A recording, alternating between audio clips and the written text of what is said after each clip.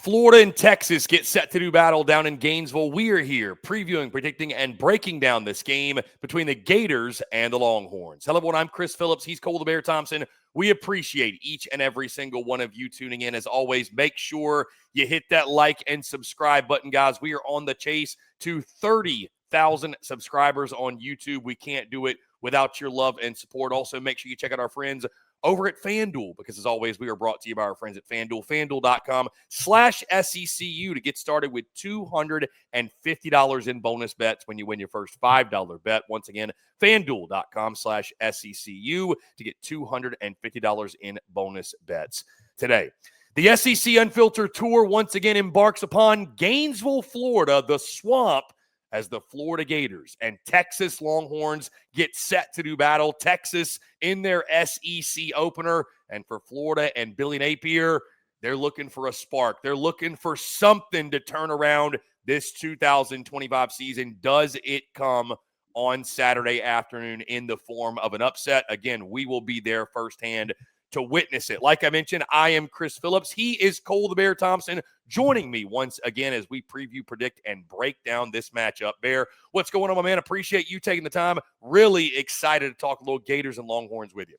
Two teams that need a win for vastly different reasons. Texas, just to get back in the national relevancy and college football playoff conversation before Red River. Florida, just to stop the bleeding after starting off the year with a win against Long Island. You can't drop 4 and think that things are going to be in a good spot out in Gainesville. So a lot on display, a lot of things to worry about on both sides. But both teams, after a bye week, fully healthy, had time to figure out a game plan. Which one's going to be better on Saturday afternoon? That's the only question that we have left. Yeah, Bear, a compelling game, no doubt. More on that in just a second as we set the scene here. Obviously, again, this game taking place on Saturday, a 3:30 p.m. Eastern time kickoff. By the way, we have officially entered the month of October. So this one gets October going, October the 4th, the date of this matchup being aired on ESPN. Of course, like I mentioned, down there in Gainesville at Ben Hill Griffin Stadium, a.k.a. the Swamp. Bear, Texas is a 6.5-point favorite via our friends over at FanDuel. The over-under is set at 43.5. Texas leads the all-time series 3-0-1. And, of course, the last meeting came last year, 2024. Texas won that game running away. You might recall DJ Lagway did not play in that game. I believe it was Aiden Warner, Bear, that got the start. Yes, you were down to your third-string option, 49-17. There in Austin was the final in that one. Bear, again, as we talked about, the SEC Unfiltered Tour officially will embark upon Gainesville. And let me just say this. I shouldn't have to explain why this was the right choice, because I think anytime you have an opportunity to go down to the Swamp and witness a football game, especially when a team like Texas is coming in, it need not be explained, but it is a compelling football game. There's a lot of storylines around this football game. Also, I'll say admittedly, and I'll say selfishly, there's a lot of people that I love and respect down in Gainesville, Florida, and I always have a great time every time I've been down there. I've had a fantastic time, so this is one I'm always going to make it a point to get down. So cannot wait to get in town on Thursday. We got a jam-packed weekend already lined up. And again, I think it's going to be a lot of fun, certainly rekindling with and hanging out with folks I haven't seen in quite some time. And again, getting to witness this football game. And if the SEC Unfiltered Tour has taught us one thing, expect a thriller. We have a good way.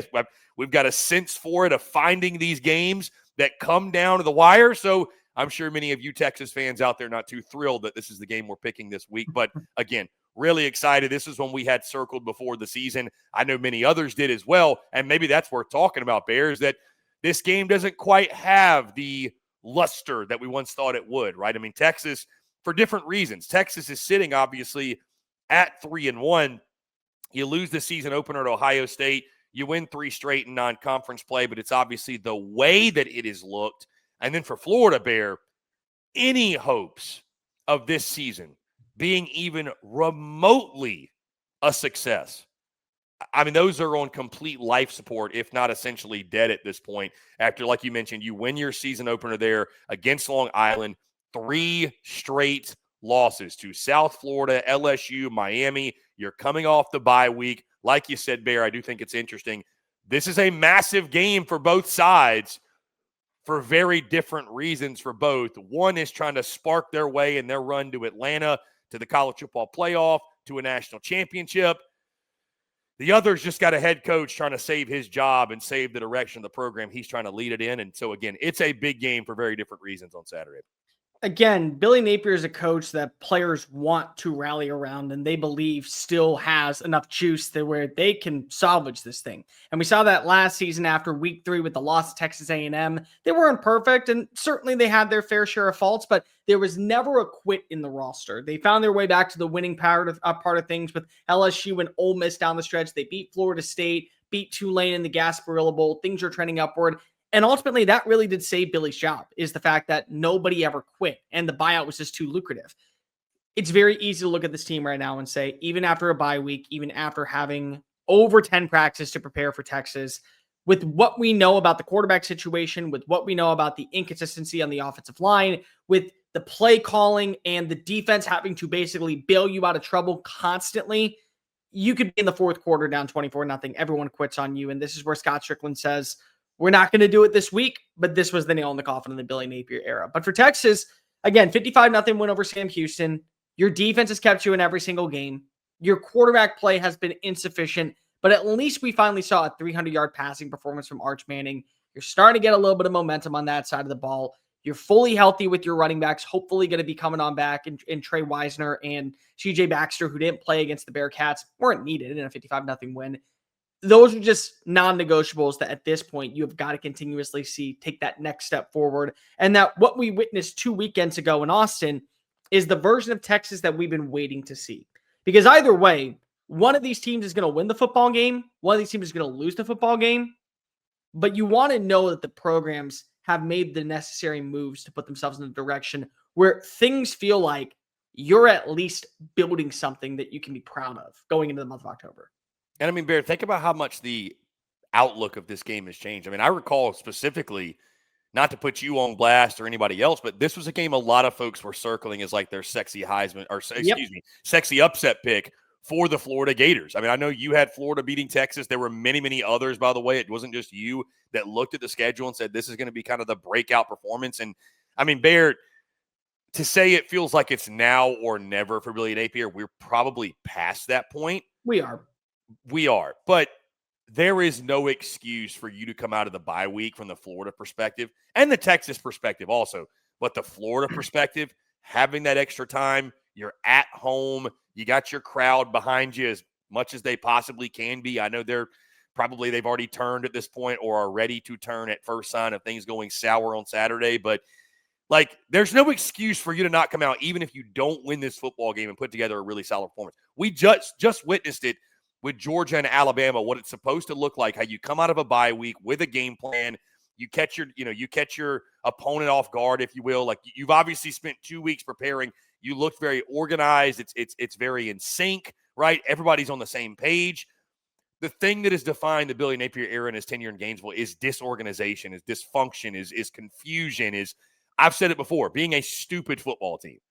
Like, you cannot come out of the bye week that way, man. You can't do it. And I'm not saying that I'll be surprised if it happens, because that's what Billy Napier's tenure there has been. But you just can't do it, man. Like, you've got to come out, put your best foot forward. Even if you lose, leave the football game saying, you know what? Texas just beat us. Tip the cap, extremely talented. There's a reason they're thought of the way they are, but they don't want to see the Gators again. We gave them a fight. Like, I think that's not all Florida fans are asking for. They're asking for a win, but at minimum, that's the bare minimum expectation. And I think it's sad to think we don't even know if we're going to get that from this Gators football team. At the same time, though, this is a moment for Texas where they have to kind of show on up, because they had a bye week, and that you saw what you envisioned being your team for the last year and a half on display 2 weekends ago. And it hasn't been up to par with Arch Manning, with the rushing attack, with the offensive line. I'll go as far to say even some of the play designs by Steve Sarkisian. And the problem is that you weren't able to accomplish that against UTEP or against San Jose State. And certainly Sam Houston, you got the job done, but Sam Houston's one of the worst teams in college football this year. Florida's defense has at least kept them in games. I mean, it's a top 25 unit in scoring. It's a top 25 unit in pass coverage. It's a top 30 unit in run defense. It's a top 15 unit in scoring opportunities. They're exceptional inside the red zone. And so if you are Arch Manning, you had a week to feel high and mighty and flaunt your God-given abilities over a Bearcats player who eventually is going to be working somewhere else in the world outside of college football. And then you had an entire week to get your mind right and your physicality right and build that rapport in the wide receiver room. And now you're going on the road. And this is where, once again, much like Alabama a week ago, it would be very easy to say, oh, well, you know what? Look at how much has changed against these inferior teams. You can't expect anything until you face off against a big boy in a really, really hostile environment like Athens. That's what you got in Gainesville. So you're right. It's a bunch of mistakes and a slew of errors that have come out for Florida underneath Billy Napier. But Texas has not looked like Texas, the team that we envisioned, many of us, to go win the college football playoff this season with 16 under the helm. And you finally get that spark. How do you materialize that throughout a week of practice, throughout an entire bye week, and keep that momentum to go on the road and finally get that signature moment where all of us are going into next Saturday with Red River on the horizon? And again, a look-ahead game, and you are the one that comes out looking the more impressive roster. And now we can talk about you as a top 10 team, because there's a lot of people that are pissed off. Texas is not in your top 10, Cole. What did they show me to prove it? They can do that on Saturday. They can absolutely do that on Saturday. Bear, the health of DJ Lagway is something that's been a topic all season long. Of course, last week we get the news that he gets stepped on in the game against Miami, was in a boot coming out of that game in practice. Talking to some folks down there, it does sound like he is going to be fine. He was back throwing over the weekend, but I know you and I would agree the health and the status of DJ Lagway, it's got to be a big storyline going in this one, because, I mean, if he plays, it already might be a long shot. If he doesn't, it's probably going to be an impossible task. It's challenging. I think you're 100% right, but also, what have you seen so far from DJ Lagway that makes it feel like he's going to have to be the answer? There's nothing. I mean, the regression that is set on in this year from how high we were on him. And I'll be the first to admit, I went on the show multiple times throughout the entire offseason and said, if you give me a quarterback that I have all of the intangibles, I can build around. DJ Lagway would be my pick. I was wrong. Got to eat crow on that. Totally fine. It's the play calling that is going to be really important. If you start to realize Billy Napier is putting DJ Lagway in a position to where Texas defense is just getting after him, he's pulverizing him in the backfield, they're unable to find any momentum. You can't get any break on out through Vernell Brown, who's been an exceptional wide receiver for this team. J. Michael Sturdivant can't find his way open. Hayden Hansen, the tight end, is losing his one-on-one battles. And you still say, well, it's the number 2 run defense in college football. We can't run the football with Jaden Butt. You're doing a disservice to the quarterback. So for me, DJ Lagway holds the key because of when he's on point. And this is like his coming out game, the one where everyone goes right back to, this is what we were talking about when we said all the intangibles you want in a QB1. This is what we like about him with his overall pedigree and persona and what he provides and how he responds. Then certainly that could happen. But I look at this more so in the play design by Billy Napier has got to be on point. You cannot put your quarterback in a position where he constantly is throwing into double coverage because he has no time, or he constantly is feeling the pressure and he's making ill-advised errors, and now you get a scoop and score for a touchdown, and the defense is just corralling you into making mistakes. I care more about that than I care about Lagway, because Lagway has shown me at this point I can't fully trust him. You got to get better play calling if you're Billy Napier. Mayor, from the Texas perspective, I want to go back to a conversation I had with you in week 1 when you and I were previewing and predicting and breaking down the Texas and Ohio State game. And obviously we went on the road for that game. I was there at that game. I witnessed that game in person. You watched that game. You reacted to that game. We all know what happened in that game. And you and I came together on Sunday and our Sunday Fun Day show, and we talked about what happened in that game. It's all came to a head this week because what I said after that one was, I don't care what Arch Manning does against San Jose State, UTEP, or Sam Houston. The same questions I had about Arch Manning going into Columbus, Bear, coming into this season, it's the same storyline for me going into the Swamp. I know Florida, what their season has been. I get it. They're not great. They're not very good. They've been downright bad at times, right? I mean, they lost to South Florida. They're 1-3 overall. They're as down in the dumps as it gets. But they still have a solid defense. They've still got ball players on the defensive side. Bear, as much as I don't trust DJ Lagway, I don't trust Billy Napier, I don't trust Florida as a whole, I don't know that I trust Arch Manning all that much. Again, thank goodness you finally put together a complete performance against Sam Houston, right? We're making jokes about, is he going to hit the over-under on his passing yard total against the Bearcats? One of the worst teams in college football. That's how bad it got in those non-conference opponents, those non-conference showdowns, if you will, that Texas should have been winning running away, and they finally did.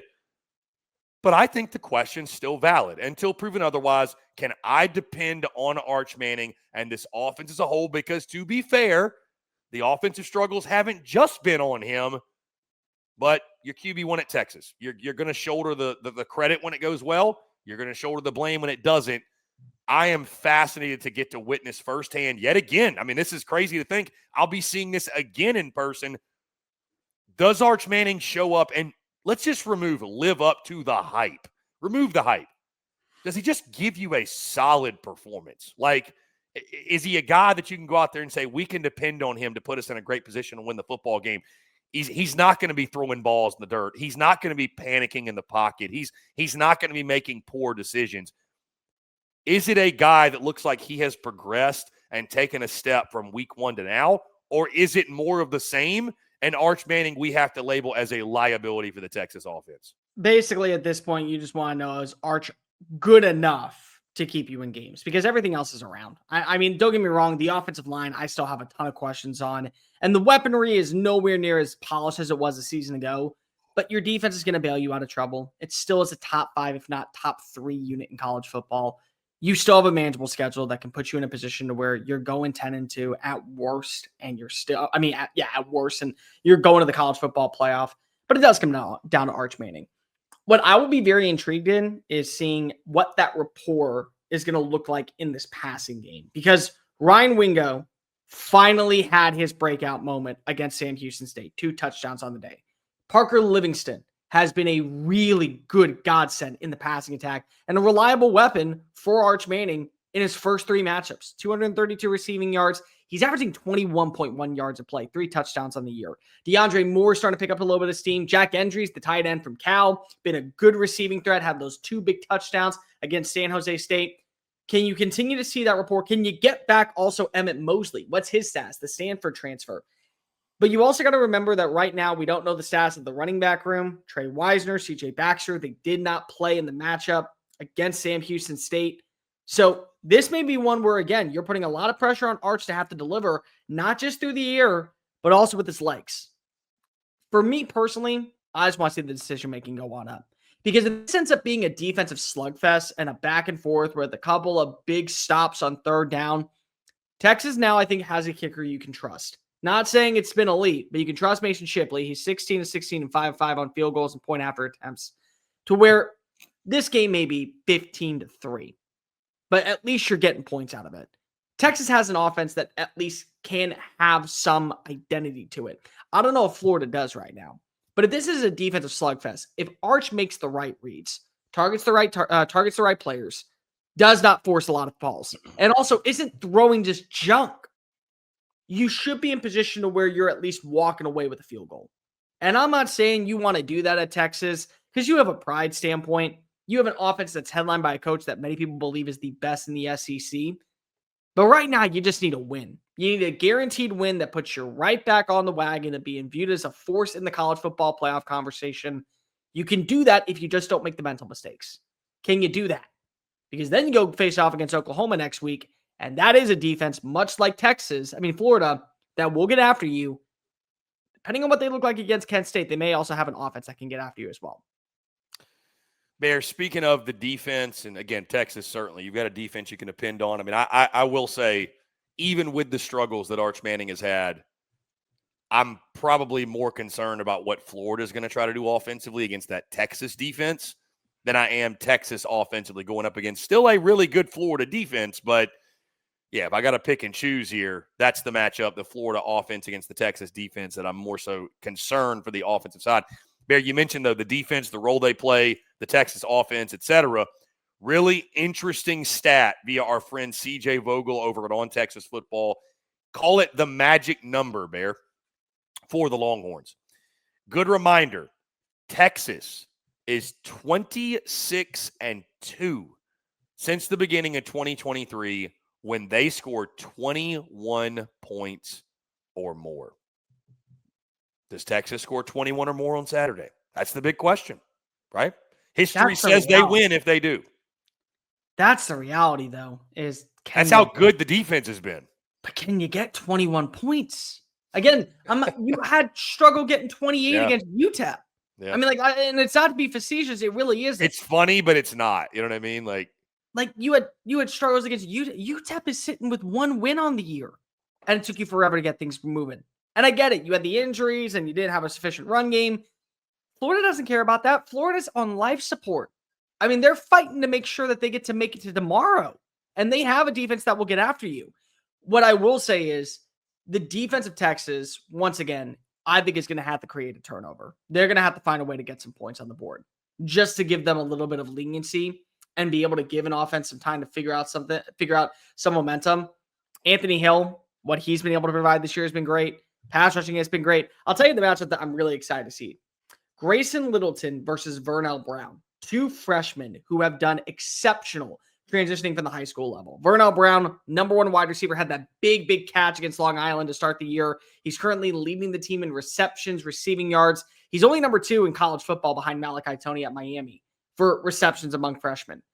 But Littleton, he went toe-to-toe with Jeremiah Smith and made plays. I mean, he was able to go physical against this cat. And that's something I think is going to be really important for this matchup. Texas secondary, Littleton specifically, has been the fewest targeted defensive back in the SEC this year. He's only allowed 6.3 yards per reception.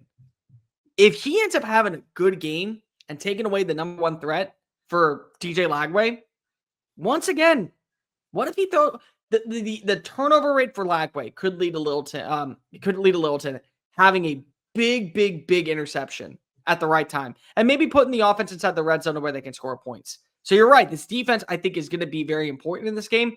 I'll go so far to say the defense is going to have to get a turnover that leads to a touchdown. If they do that, I think Texas is able to get to that 21-point marker. I don't know if I can trust the offense to do it by itself. Also, Bear, I do want to mention, because it's fun to talk about the quarterbacks in this matchup, the defense, both running games I'm excited to see. I think whoever can lean on their running game best, it may be a battle of the rushing attacks, Ball on the Florida side, and then an array of different players on the Texas side. Do we get Trey Wisner? Is he going to be back for this game? I mean, CJ Baxter, another one you got to look out for. Yeah, CJ Baxter. Gibson's been really good for them in the rushing attack as well. Gibson actually leads them in rushing yards, 155, Ball with 289 to this point in the season. It might be a game, Bear, where both sides have to lean on their running game if they don't get more out of the quarterbacks than what they have gotten to this point. Also, really selfishly, before we get in our picks, I'm excited to see what the atmosphere is like in the Swamp. Listen, my message to Florida fans would be this. I get it. You're 1-3. You want to change it, head coach. I totally understand. You're justified. You're not wrong in that. But, man, you only get so many of these a year. And I'll just tell you this, and Florida fans ain't going to listen to me, and I get it. I'm just some guy. I'd love to see the Swamp at its peak. This will be my second ever game at Ben Hill Griffin Stadium, Bear. The first one was Miami last year, and that game was over before it started. I'd love to see this game. I'd love to see a packed-out Swamp, a desperate Florida fan base. Like, Florida fans, y'all know, y'all don't need me to tell you this. The Swamp can make a difference in this game. You have a quarterback in Arch Manning that, I don't want to question the kid's composure or his moxie, but, he looked very uncomfortable in week #1. He did. So force the issue this week. Pack out the Swamp. Be loud. Be rowdy. See if you can get this thing to be a fourth quarter game. I think the Swamp can make a difference. Do it for us. Man. I'd just love to see the Swamp packed out. But I am curious what the atmosphere will be like coming off a bye week. I know everybody's down and out and dejected, but, hey, even if it's a season in which you fire Billy Napier, I mean, wouldn't it be fun to pull an upset? I don't know. Pack the Swamp, damn it. What else you got to do? I know that you want to see a great atmosphere. I want to see the fight in the players from Florida sideline. Yeah. That's what I want to see. You're down 14-0. Will you respond? Will you get up? Will you try to make this at least a 4-quarter battle? because of you didn't fire Billy Napier after the bye week. And that's fine. If you want to go ahead and give him a little bit more time to figure things out, understandable. Your next bye week isn't until middle of October. Are you going to continuously see no fight, no heart, no determination from Florida players and just know at this point you are going to go 4-8, 3-9, God forbid 1-11 with the only victory coming to Long Island in week 1? Or are you going to try to fix this and at least get to bowl eligibility? That to me is going to be really important. Trailing 17-0, will you fight back and make this at least a 4-quarter game? Or are you going to lay dead and then say, defense, go out there and try and get us a stop because our offense is going to do shit? I mean, that's what this comes down to, in my opinion. I care more about the environment and the attitude on the sidelines than I do in the stands. Because no matter what, you're fed up with Billy Napier and some of you don't even care anymore and you hope that he end up losing. That way you fire him. Like, there's a lot of you I've heard just want him fired. Players don't want a coach fired. They never want to see their coach leave. So are you going to show up for him? It's going to be interesting, no doubt, Bear. Let's lock in some predictions for this game. Do you want the honors or you want me to start first? I picked Florida to get the upset at the start of the year, and I was very content with that, largely due to what I believed in DJ Lagway. Now, I didn't hype up Arch Manning. I thought that Arch was going to be a solid quarterback. He's underwhelmed for my standards going into the year. He has, and I think he's underwhelmed completely for what is regarded as supposed to be this upcoming season. But I can't sit here and act like that it's the only thing that has been determined when it comes to the world of college football. But Texas right now, I still think, has a lot of issues that can be corrected. The thing is that I just said that keyword, can be corrected. They can have a quarterback that finds the right targets. They're still going to be able to break on open. They have a defense that's going to bail them out of trouble when they don't have a great offensive drive and get the ball right back into their hands. They have a coach that I think does a good job of making second half adjustments and really figuring out what works and what doesn't on a Saturday to where you lean into the skid and then say, you know what, we're just going to do this. And if you beat us that way, more power to you, but we're going to do what we think is best for our program in this matchup. And he's shown that, and he's won a lot of games because of it. He's changed the culture at Texas. That alone, I think, is what's going to be the difference in this game. I don't believe right now that Billy Napier is going to be able to get the buy-in.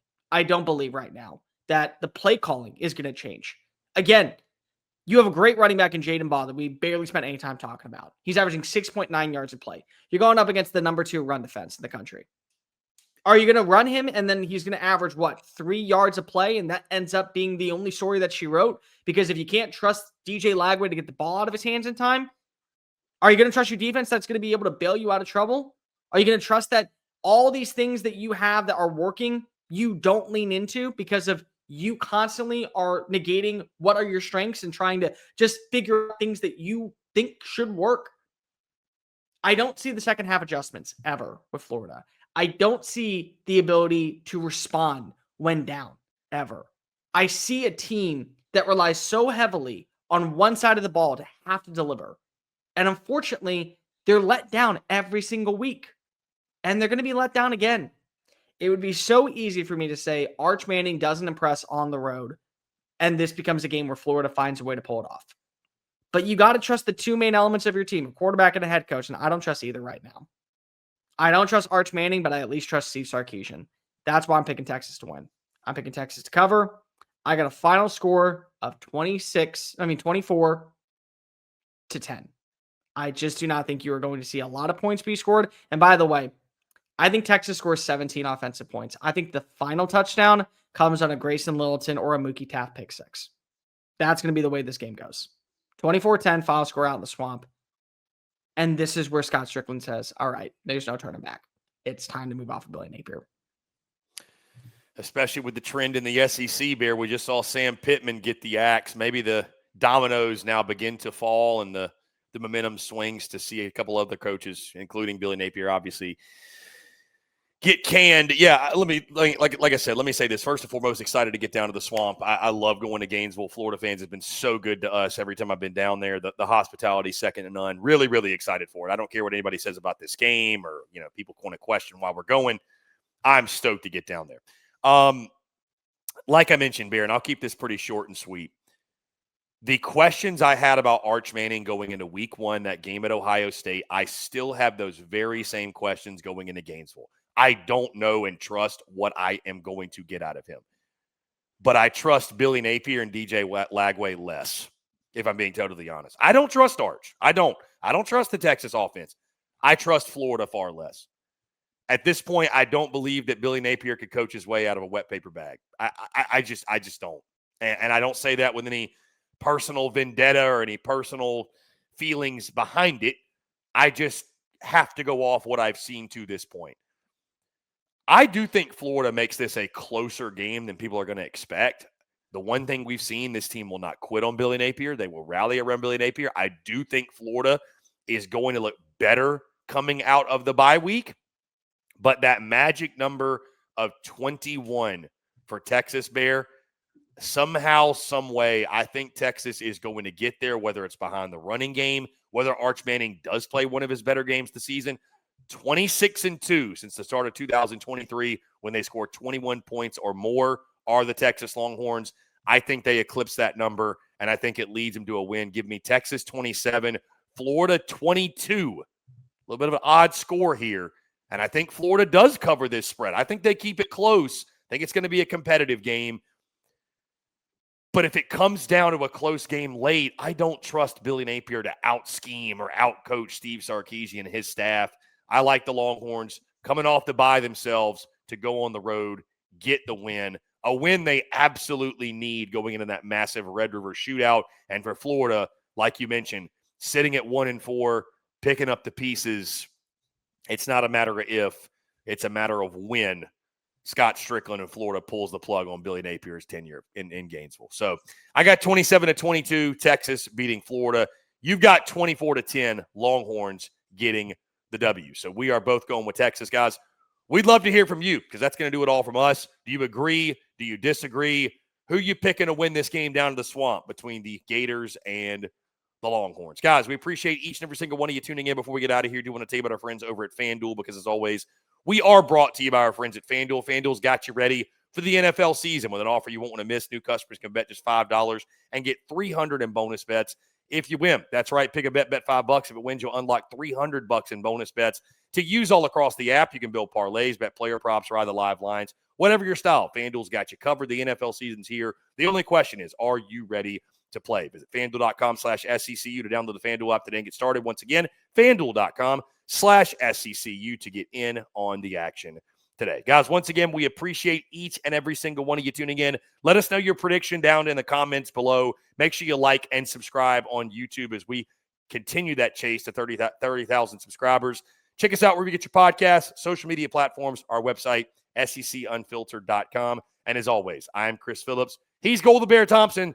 We appreciate y'all tuning in. Thank you all so much. Have a great rest of your day. We will talk to you all on the other side.